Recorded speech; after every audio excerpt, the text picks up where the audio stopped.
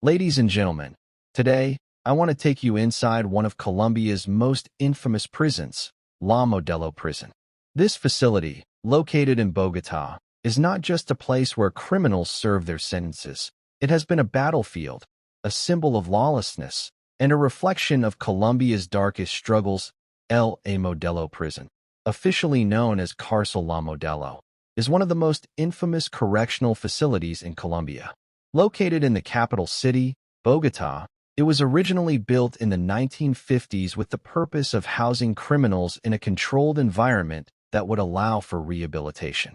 However, as the years passed, it became clear that the prison was far from a place of correction. It turned into a hub of violence, corruption, and gang activity. During the latter half of the 20th century, Colombia faced one of the most violent periods in its history due to drug cartels, paramilitary groups, and guerrilla warfare. The prison system was not immune to these conflicts, and La Modelo became a breeding ground for criminal organizations. The facility was intended to hold a limited number of inmates, but due to overcrowding and weak law enforcement, it quickly became a lawless territory where prisoners held more control than the guards. One of the defining characteristics of La Modelo is its role as a reflection of Colombia's broader struggles with crime and insurgency. In the 1980s and 1990s, as drug lords like Pablo Escobar and organizations such as the FARC, Revolutionary Armed Forces of Colombia, and paramilitary groups gained power, their members frequently ended up in La Modelo. Instead of being neutralized, they continued to operate their criminal networks from within the prison walls. La Modelo gained international attention due to its extreme violence, particularly in the early 2000s. The prison became notorious for massacres, internal wars between rival factions, and even human rights abuses that were later investigated by organizations such as the United Nations and Colombian human rights groups. Over time, La Modelo evolved from a traditional prison into a divided battlefield. Different factions, including right-wing paramilitary groups and leftist guerrilla forces, controlled different sections of the prison. Instead of being a state-run facility, it became a miniature version of Colombia's larger armed conflict, with prisoners continuing to engage in organized crime, assassination plots, and power struggles. Despite government efforts to reform the prison and improve conditions, La Modelo remains one of the most feared and dangerous correctional institutions in South America. Its history is not just about incarceration. It is about the deep entanglement of crime, politics, and corruption in Colombia's justice system. One of the most shocking aspects of La Modelo prison is how it is internally divided, not by prison officials, but by the prisoners themselves. Unlike many other correctional facilities where inmates are classified based on their crimes, La Modelo operates under an unofficial, yet well-established territorial division controlled by different criminal factions. The prison is essentially split into two main sections. One side controlled by right-wing paramilitary groups, and the other by leftist guerrilla forces. This division has led to intense violence, ongoing conflicts, and even mass killings within the prison walls. The conflict inside La Modelo mirrors Colombia's broader armed struggle, where the country has long been caught between paramilitary forces, leftist guerrillas, and criminal cartels. Inside the prison, these groups act as governments within a government, establishing their own rules, economies, and systems of punishment. The authorities are either unable or unwilling to intervene, which allows the inmates to run entire sections of the prison as though they were separate territories. On one side of La Modelo, the right-wing paramilitary groups enforce strict control over their section. They recruit other prisoners, establish their own system of discipline, and even run illegal businesses inside the prison, including drug trafficking and extortion. Their influence often extends beyond the prison, as they continue to maintain contact with external criminal organizations and corrupt officials. On the opposite side, the leftist guerrilla factions, including former members of the FARC, Revolutionary Armed Forces of Colombia, and the ELN, National Liberation Army, have their own stronghold. These groups operate in a similar way, enforcing their ideology, smuggling weapons and contraband, and controlling their territory with an iron grip. The division between these two factions is not just political, it is extremely violent. Brutal clashes between paramilitary and guerrilla members have resulted in some of the bloodiest prison conflicts in Colombia's history. One of the most horrifying events occurred in 2000, when members of rival factions engaged in a full-scale war inside the prison. The aftermath was gruesome. Dozens of prisoners were found dismembered, and some bodies were later discovered in the prison's underground sewage system. The authorities have repeatedly tried to intervene and break up these power structures, but corruption, lack of resources, and fear have made it almost impossible. Many prison guards either turn a blind eye to these divisions or actively participate in the criminal operations, providing weapons, drugs, and even allowing murder-for-hire operations to be conducted from within the prison. This internal division has transformed La Modelo into more than just a prison. It is a miniature war zone, a lawless city within Bogotá, where criminal factions hold more power than the government. Prisoners who enter La Modelo must choose a side or risk being caught in the crossfire, making survival inside one of Colombia's most notorious prisons a terrifying and uncertain reality. One of the darkest events in La Modelo prison's long history of violence occurred in the year 2000, when an internal war between rival factions escalated into a massacre that horrified Colombia and the world. This brutal event was not just another prison riot. It was a coordinated, large-scale slaughter that exposed the full extent of lawlessness inside the prison. At the time, La Modelo was already known for its extreme internal divisions, with right-wing paramilitary groups controlling one side and leftist guerrilla factions occupying the other.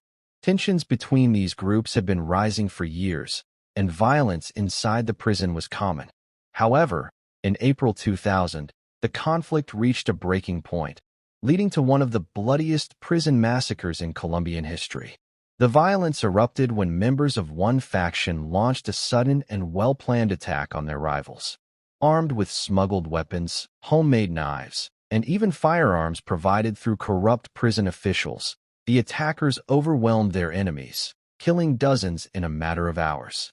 Witnesses later described the scene as a war zone inside the prison, with prisoners being dragged from their cells and executed in cold blood. But the true horror of the massacre was revealed when authorities later discovered dismembered bodies hidden within the prison's sewage system. It became evident that the violence had not only been about killing enemies, but about sending a message. Many of the victims were brutally mutilated, with body parts found scattered throughout the prison's underground tunnels and drainage pipes. Some reports suggested that prisoners had been butchered alive, while others had their bodies dumped into the sewage system to make them disappear. When authorities finally regained control, the official death toll was reported to be between 25 and 40 inmates, but many believe the real number was much higher. Since some bodies were never recovered and many prisoners simply disappeared, it remains unclear exactly how many people lost their lives during the massacre. The aftermath of the 2000 massacre exposed just how little control the Colombian government had over La Modelo. It also raised serious concerns about corruption and complicity among prison officials, as it was almost impossible for such an organized massacre to take place without guards turning a blind eye, or even assisting in the smuggling of weapons. Investigations later revealed that some prison guards had deliberately allowed weapons into the facility and stood by as the killings unfolded. Following the massacre, the Colombian government promised to take action by increasing security and implementing prison reforms. However, despite these promises, violence, corruption, and illegal activities inside La Modelo continued, proving that the events of 2000 were not an isolated incident, but rather a symptom of a much deeper issue within Colombia's prison system. One of the biggest reasons for La Modelo prison's ongoing violence and lawlessness is corruption at every level. While prisons are supposed to be places of punishment and rehabilitation, La Modelo has long been a hub of criminal activity, where corrupt officials, guards, and even politicians have allowed illegal operations to thrive. Instead of enforcing the law, many of the people responsible for maintaining order within the prison have become active participants in the very crimes they are supposed to prevent. At La Modelo, everything has a price. weapons, drugs, mobile phones, and even assassination contracts can be arranged for the right amount of money. Prisoners with enough influence and financial resources can buy privileges that allow them to live comfortably, control territories within the prison, and even continue running their criminal enterprises from behind bars. These privileges are made possible by a deeply entrenched network of corruption that involves not only prison guards, but also higher-ranking officials who either turn a blind eye or actively profit from the system. One of the most shocking examples of this corruption is the smuggling of firearms and weapons into the prison. In most correctional facilities, authorities work hard to keep dangerous items out, but in La Modelo, weapons have routinely made their way inside, sometimes even facilitated by the prison staff themselves. Investigations have shown that some guards sold guns and ammunition to inmates, allowing them to arm themselves and continue their violent feuds within the prison walls. Drugs are another major problem. Cocaine, marijuana, and heroin are widely available inside La Modelo, and drug trafficking is one of the primary sources of power and money for prison gangs. The presence of drugs not only fuels gang rivalries, but also makes the prison more dangerous, as inmates who are addicted become desperate and more willing to commit acts of violence. Despite official statements claiming that authorities are cracking down on drug smuggling, evidence suggests that corrupt guards and prison officials continue to enable the trade in exchange for bribes.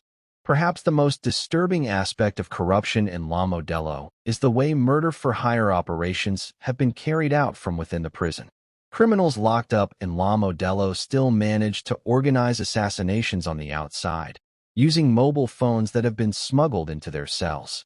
Some of Colombia's most notorious gang leaders have continued to operate their criminal empires from within the prison, ordering killings, drug deals, and extortion schemes as if they were still free men.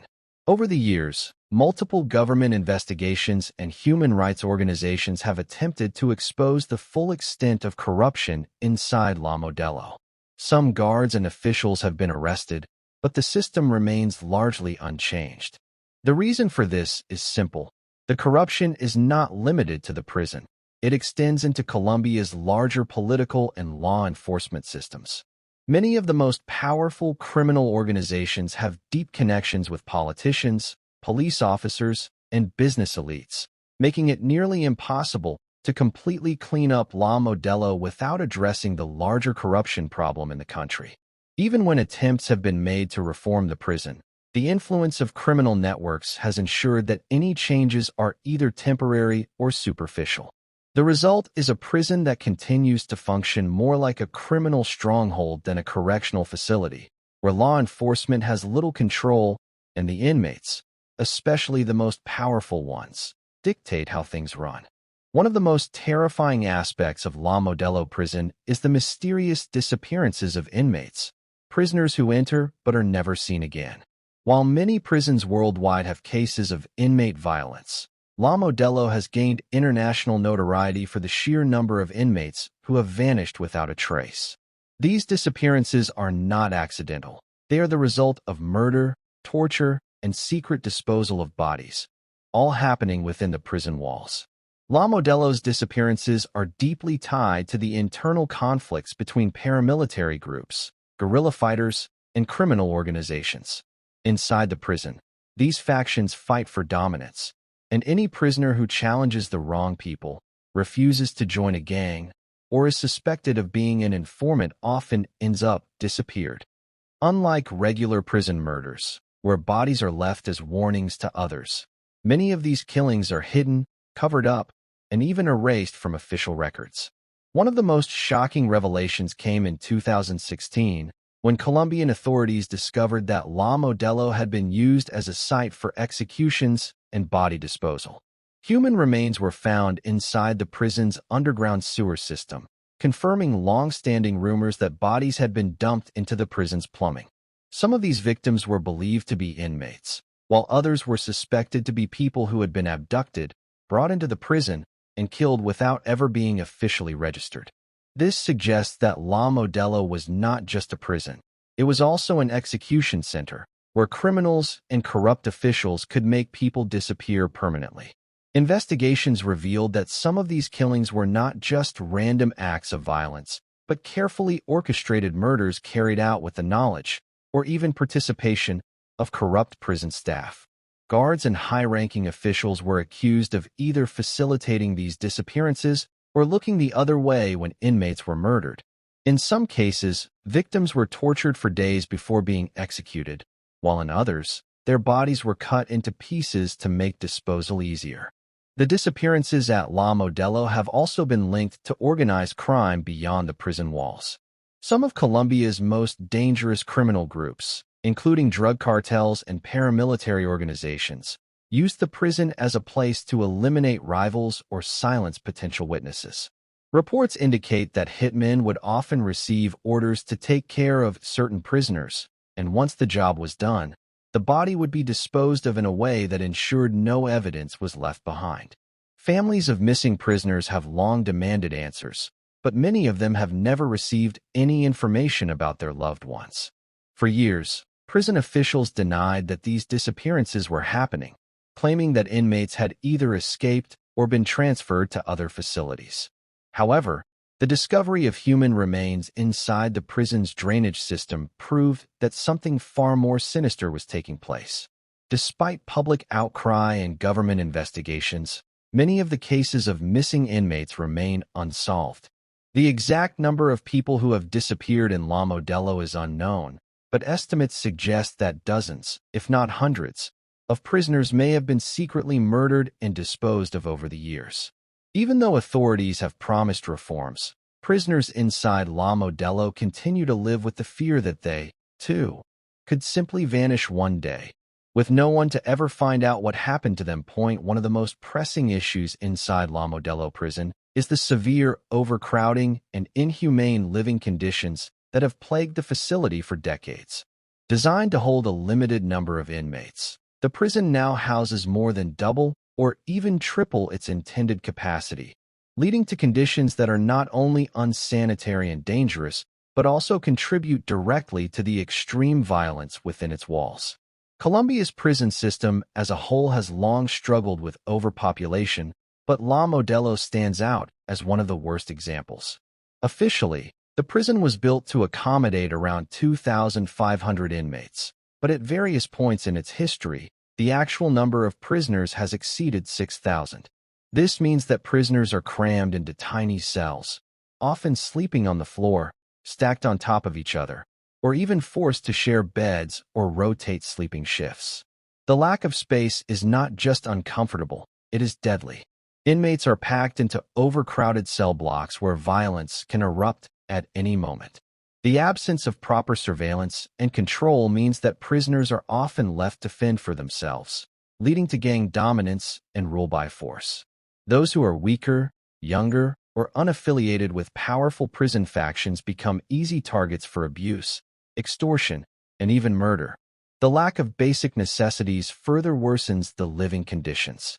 Inmates often go days without clean drinking water, and access to adequate food and medical care is extremely limited. Corrupt officials frequently steal or sell food supplies, leaving many prisoners malnourished and desperate. Some prisoners rely on family members to bring them food, while others are forced to beg or trade favors just to survive. One of the most horrifying aspects of La Modelo's conditions is the state of sanitation and hygiene. The prison's infrastructure is old, broken, and barely maintained, leading to severe plumbing problems, overflowing toilets, and filthy communal showers. Inmates are often exposed to disease, and due to the overcrowding, infections spread rapidly, making La Modelo a breeding ground for illnesses such as tuberculosis, skin infections, and respiratory diseases. Medical care is almost non-existent. Prison doctors are often overwhelmed or simply absent, leaving inmates with serious health conditions to suffer without proper treatment. In many cases, prisoners with life-threatening injuries or illnesses receive no medical attention at all, and some have died in their cells waiting for help that never came. Reports have surfaced of prisoners dying from completely preventable conditions, such as untreated infections or dehydration. The mental health toll of these conditions is also devastating.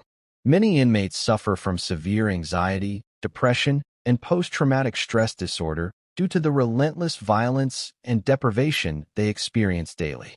Suicide rates are alarmingly high, and those who struggle with mental illness rarely receive any psychological support or treatment. Instead of being rehabilitated, prisoners leave La Modelo more broken and traumatized than when they entered. Adding to the chaos, the guards and prison officials do little to improve conditions. Many of them are either underpaid, corrupt, or simply indifferent, treating inmates with brutality instead of enforcing order. Complaints from prisoners about inhumane treatment, beatings, and extreme punishment are common, but little action is ever taken to address these issues. In some cases, guards have been accused of participating in violence, torture, and even assisting in inmate killings. Despite repeated promises by the Colombian government to improve prison conditions and reduce overcrowding, very little has changed. Instead, La Modelo continues to be a symbol of the failures of the country's justice system, a place where human rights violations occur daily and where inmates are treated as less than human. For decades, the Colombian government has been aware of the deep-rooted problems plaguing La Modelo Prison, yet attempts at reform have largely failed due to corruption, lack of political will, and the sheer scale of the crisis. Time and time again, shocking reports of brutality, massacres, disappearances, and extreme overcrowding have surfaced, forcing officials to announce new policies or emergency measures. However, in most cases, these so-called reforms have been temporary, reactive, and largely ineffective, doing little to change the systemic issues that define La Modelo as one of the most notorious prisons in Latin America. One of the earliest and most serious reform efforts came in response to the 2000 massacre, where prisoners were violently slaughtered in factional warfare between paramilitary groups and guerrilla factions. The Colombian government launched an internal investigation, claiming that it would crack down on the presence of illegal weapons and criminal networks inside the prison. Authorities carried out a series of security operations, during which they confiscated firearms, knives, grenades, and other contraband. But while these raids resulted in temporary improvements, the prison quickly returned to its chaotic and violent state, as guards and officials continued accepting bribes to smuggle weapons back inside. The reality was that no structural changes were made, only surface-level actions that failed to tackle the real issue of corruption within the prison administration itself. Overcrowding, another major crisis inside La Modelo, has also been a repeated focus of government reform plans. Officials acknowledged that the severe congestion inside the prison was contributing to riots, murders, and the spread of disease, and in response, they proposed transferring inmates to other facilities and building new prisons to relieve the pressure. However, these efforts were largely unsuccessful. Many of the new prison projects faced budget cuts, mismanagement, and corruption scandals, leading to delays or incomplete facilities that failed to address the rising prison population. At the same time, Colombia's justice system remained overwhelmed, with thousands of pretrial detainees stuck in La Modelo for years without a verdict, further worsening the problem. One of the most alarming revelations in recent years came in 2016, when human rights organizations uncovered evidence of disappearances and secret killings within La Modelo. Investigators found human remains in the prison's underground sewage system, proving that inmates had been murdered and their bodies disposed of in secret to cover up the crimes. Some of these victims were believed to be rival gang members executed inside the prison, while others may have been individuals brought in from the outside and eliminated by corrupt authorities. These shocking discoveries forced the Colombian government to launch new investigations and publicly commit to cracking down on human rights abuses. However, once again, these efforts failed to bring meaningful change. The investigations were slow, the officials responsible were never truly held accountable, and La Modelo remained just as dangerous as before.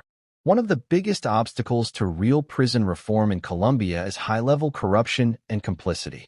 The criminal networks operating inside La Modelo do not function in isolation. They are deeply connected to powerful figures in politics, law enforcement, and organized crime. Many of the gangs and paramilitary groups that control different sections of the prison have ties to drug cartels, corrupt police officers, and even government officials, making it extremely difficult to dismantle these structures. Even when new prison directors or administrators are appointed to enforce reforms, they often find themselves threatened, bribed, or forced to comply with the existing system. In some cases, those who have tried to challenge the corruption have been assassinated or forced into exile. International human rights organizations such as Human Rights Watch, Amnesty International, and the United Nations have repeatedly called on the Colombian government to take serious action to improve prison conditions. Reports have documented the extreme violence, torture, lack of medical care, and human rights violations occurring within La Modelo, urging officials to implement structural changes rather than temporary security operations. Some of the recommended reforms have included improving training for prison guards to reduce corruption and abuse, installing better surveillance systems to monitor activities inside the prison and prevent smuggling of weapons and contraband, ensuring that inmates have access to legal representation and are not held in pretrial detention for excessive periods, implementing independent oversight committees to investigate abuses and hold corrupt officials accountable. Despite these recommendations, progress has been painfully slow.